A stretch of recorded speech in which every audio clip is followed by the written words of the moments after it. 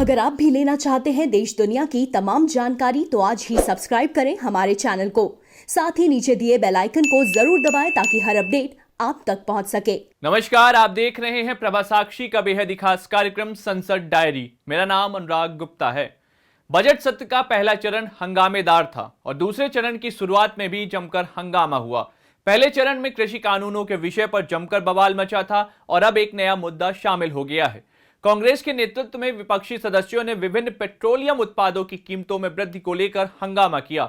सभापति एम वेंकैया नायडू ने शून्यकाल में कहा कि उन्हें नेता प्रतिपक्ष मल्लिकार्जुन खड़गे की ओर से नियम 267 के तहत कार्य स्थगन नोटिस मिला है, जिसमें उन्होंने पेट्रोलियम उत्पादों की कीमतों में वृद्धि के मुद्दे पर चर्चा का अनुरोध किया। नियम 267 के तहत सदन का सामान्य कामकाज स्थगित कर किसी अत्यावश्यक मुद्दे पर चर्चा की जाती है।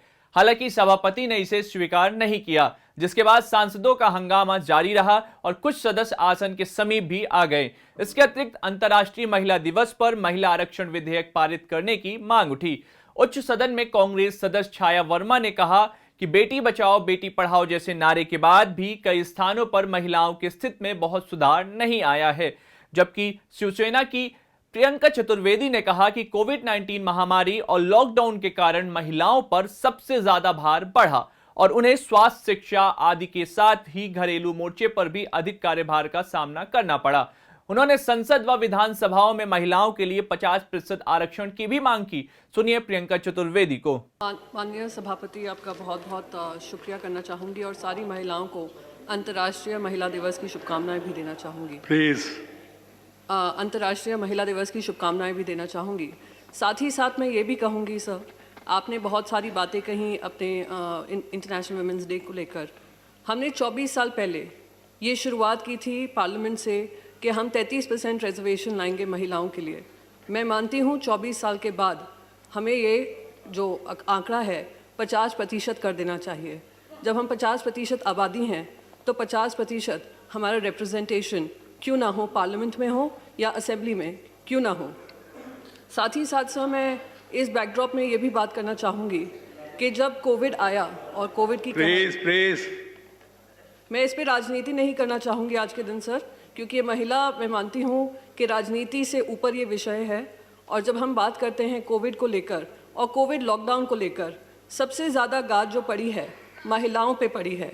उनकी मेंटल हेल्थ को लेकर हो, उनकी समस्याएं को लेकर हो, डोमेस्टिक वर्कलोड बड़ा हो, डोमेस्टिक वायलेंस बड़ा हो, चाइल्ड मैरिजेस बड़ी हों, महिलाओं को जो पढ़ाई करती थीं उससे उनको वंचित रखा गया हो, ये सारी मुद्दे देश के सामने आए हैं।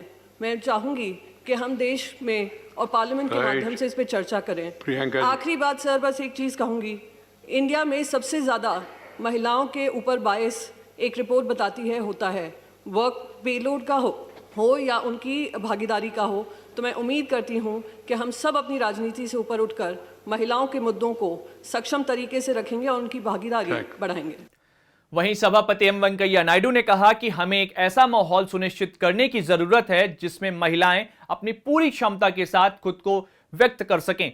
महिला दिवस के मौके पर सभापति ने सदन की महिला सदस्यों और महिला नागरिकों द्वारा देश के विकास में दिए गए योगदान की सराहना भी की। इसके अलावा आपको बता दें कि संसद का बजट सत्र छोटा किया जा सकता है, क्योंकि 4 राज्यों व केंद्र शासित पुडुचेरी में 27 मार्च से शुरू हो रहे पहले चरण के मतदान से पहले सत्र समाप्त होने की संभावना जताई जा रही है। सूत्रों से मिली जानकारी के मुताबिक मंगलवार से संसद के दोनों सदनों की कार्यवाही पूर्व की व्यवस्था के अनुसार पूर्वाह 11 बजे से शुरू होगी। आज लोकसभा की कार्यवाही भी हंगामेदार रही। लोकसभा के दिवंगत सदस्यों मोहन एस डेलकर और नंद कुमार सिंह चौहान तथा 7 पूर्व सदस्यों को श्रद्धांजलि देने के बाद बैठक स्थगित कर दी गई।